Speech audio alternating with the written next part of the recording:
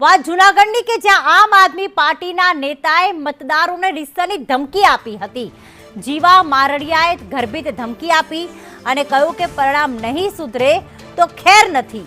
જીવા મારડિયાના પત્ની છે ઉમેદવાર, જેમાં કોયલાણા જિલ્લા પંચાયતની બેઠકના તેઓ ઉમેદવાર છે।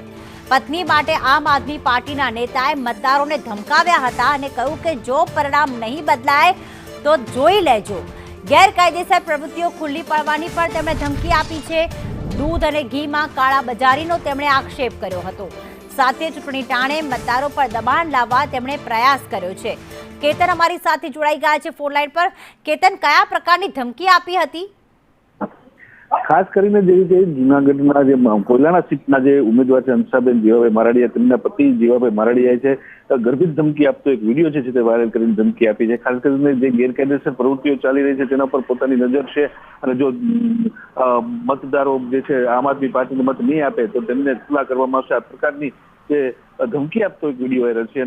ચૂંટણી મતદાન પૂર્ણ થયા બાદ તેમને જોઈ લેવામાં આવશે, આ પ્રકારની ધમકી આપતો વિડીયો વાયરલ થશે। સોશિયલ મીડિયામાં વિડીયો વાયરલ કરીને મતદારોને જે છે ધમકાવવાનો પ્રયત્ન કરવામાં આવ્યો છે। જી, આભાર કેતન તમામ વિગતો માટે।